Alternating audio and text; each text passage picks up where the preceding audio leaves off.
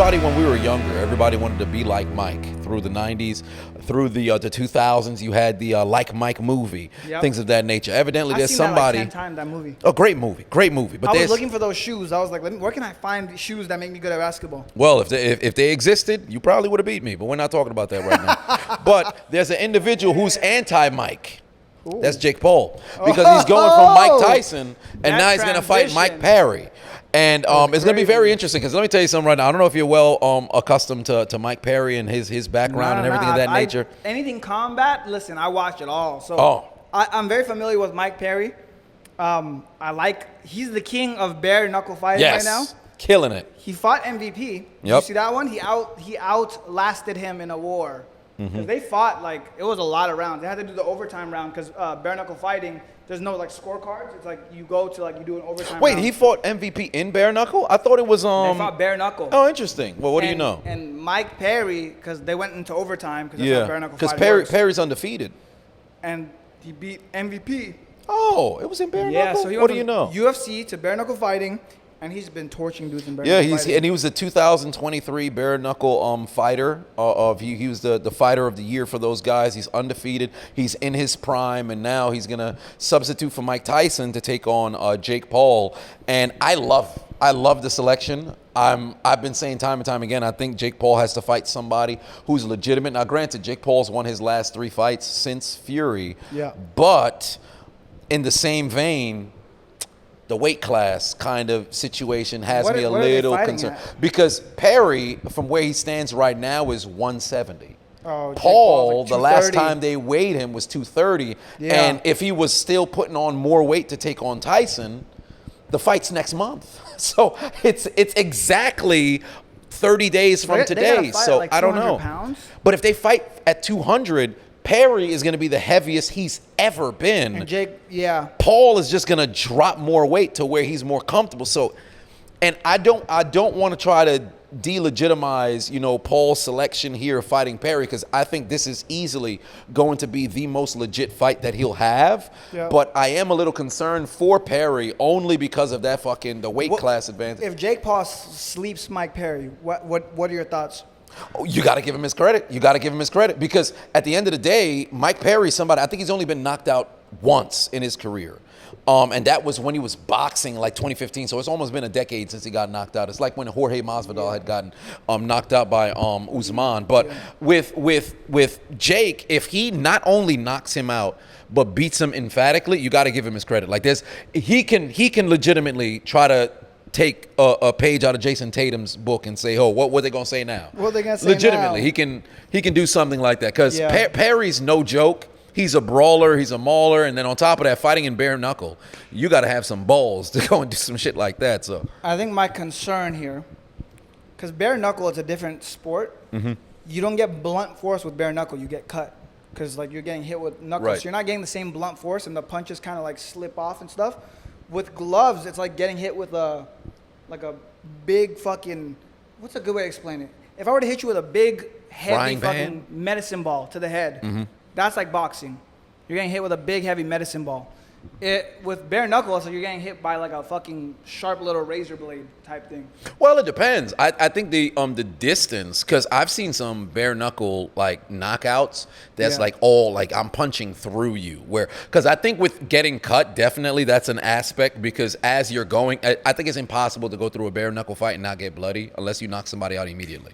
Right. But for the most part, there is a lot of times in which they do cut, but then it builds over time. But if I So- get close enough to you and I was to I think bare knuckle fighting, the best way to explain it is like a samurai. It's like a Yeah. samurai fighting each other with katanas versus those guys with the big, like heavy, blunt objects that would hit you. Knights, I don't know what those things are, but yeah, and they just like blunt force you to death.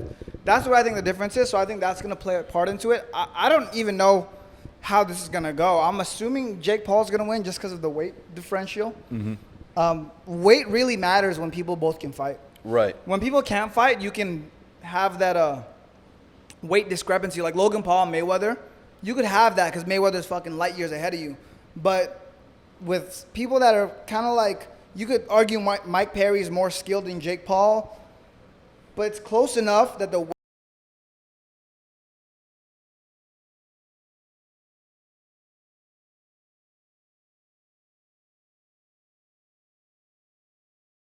of his stamina was already a problem before, and that's another thing that's going to be very interesting over the course of this next month, how he trains. Because if, let's just say, if it's 200 that they're going to be at, Perry's accustomed of going the distance, fighting longer period. Paul, for the most part, has only had, I think, 2 fights that has gone to decision.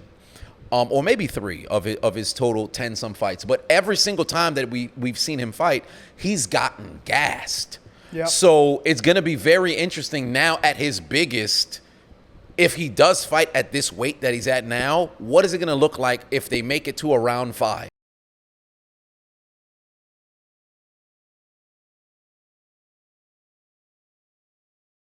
Get him. But if Perry's able to survive up until that point, him being that light, and he's going to start throwing some lightning rounds at him. So off on him. So it's going to be like a death of, it's like a gunshot wound or a death of many cuts.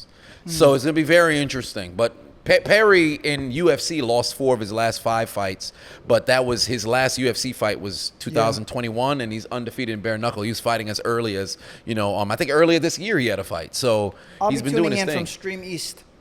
Oh yeah, definitely. Stream East. Is that illegal? Can I legally say that? I mean, you can say it without getting in just trouble. because you mention it doesn't mean that if you use it, Yeah, my bad. I meant I'm gonna be streaming it on the East Stream. Yeah, it's gonna be an East Stream. Yeah, we're on the East Coast. East Stream. East Stream. East Stream. Stream East. That's it's in, what it's, I'm it's in the stream. Yeah, something of that nature. Exactly. Something of that nature. But yeah, it's gonna be very, very interesting to see how that fight goes down. Also, for those who didn't know, because we were trying to figure out a couple of episodes ago about what the situation was with Tyson and Jake Paul, they got a date. So I believe it's November 15th or November 20th. So yeah, it's still gonna end up happening. There's something in my eye. I don't know what it is, but don't even do that fucking fight no more. Yeah, I don't think they should either. He's an old man. He had to pull out because his fucking ulcers.